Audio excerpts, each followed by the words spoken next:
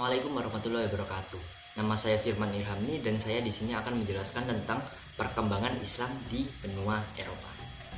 Islam memiliki sejarah tersendiri di benua Eropa ini, yaitu 10 abad yang lalu. Islam adalah negara yang paling berjaya di dunia Eropa. Pemerintahan Islam banyak memberikan perubahan baik bagi masyarakat di sana yang pada saat itu mengenai masa Dark Age Eropa. Masuknya Islam ke Eropa berbeda halnya dengan proses masuknya Islam di Amerika yang dipelopori oleh penduduk kalangan bawah. Masuknya Islam ke Eropa dipelopori oleh jalur kekuasaan, yaitu pada zaman Bani Umayyah di bawah kepemimpinan Al-Walid. Al-Walid pada saat itu mengirimkan pasukan ke Afrika Utara untuk memperluas wilayahnya.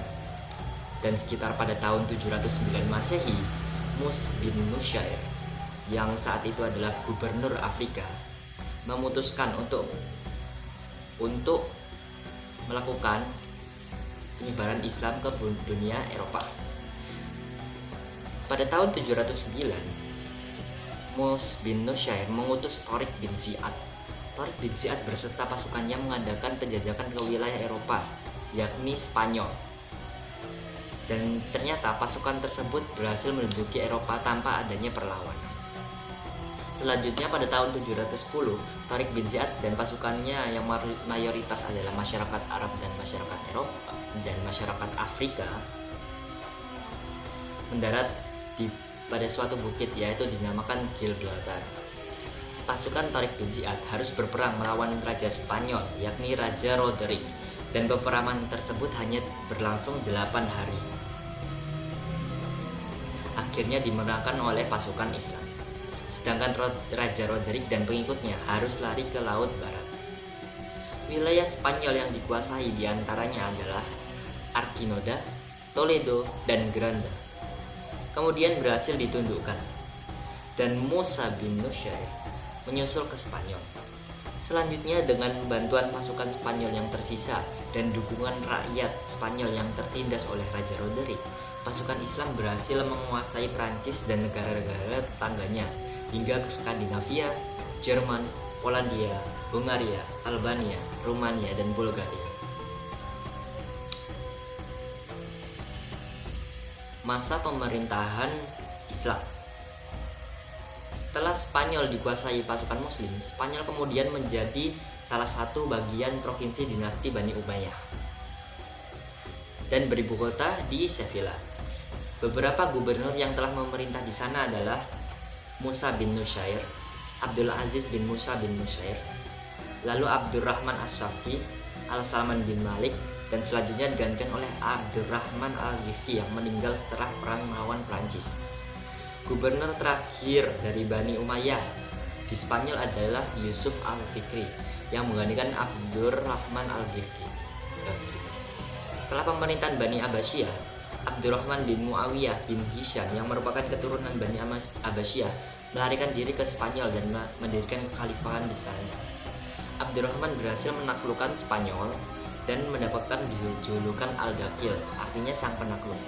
Pemerintahan Islam di Spanyol berakhir setelah 8 abad kekuasaannya, yakni di sekitar tahun 1492 sampai 1502. Dan juga setelah raja-raja Eropa yang beragama Kristen bersatu untuk mengusir perkembangan Islam di Eropa.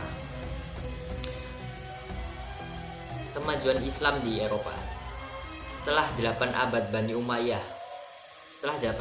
Umayyah menguasai wilayah Eropa, yakni 8 abad itu sangatlah tidak sebentar. Bani Umayyah atau umat Islam tidak berlaku semena-mena kepada rakyat. Mereka memperlakukan rakyat dengan baik. Mereka juga mendapatkan hak asasi manusia yang selayaknya mereka dapatkan. Maka dari itu, banyak rakyat Spanyol yang menyukai pemerintahan Islam dan menerima Islam sebagai agamanya.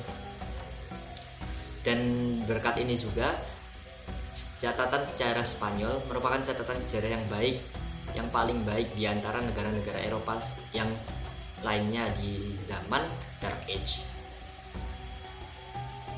Berikut adalah beberapa kemajuan yang ditorehkan umat muslim kala itu. Sejarah agama Islam mencatat bahwa masa itu pemerintahan Islam di Eropa banyak melahirkan ulama besar seperti Imam Auza'i, seorang tokoh ilmu fikih, dan juga ulama-ulama lain di bidang tasawuf, fikih, hadis, dan sebagainya.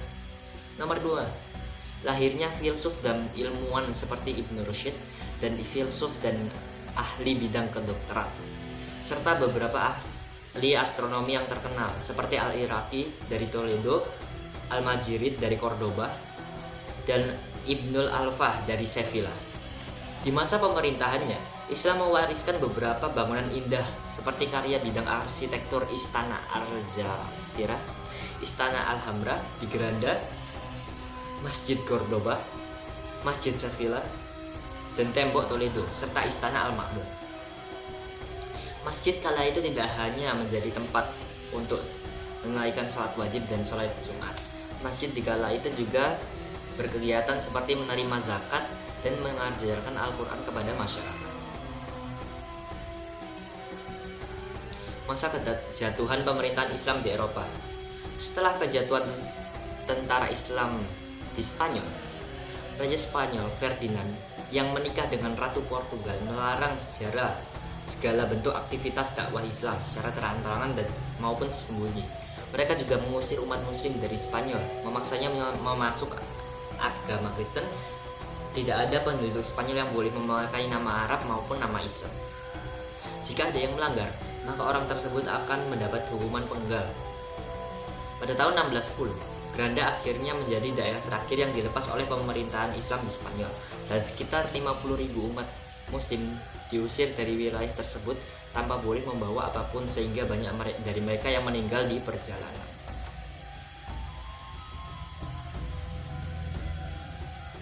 Raja-raja Eropa yang bersatu dan menang atas tentara Islam selanjutnya lupa diri dan menjadikan mereka menjajah negara-negara lain, yaitu negara kolonial seperti Indonesia, Malaysia, Brunei, dan negara-negara lainnya yang terjajah.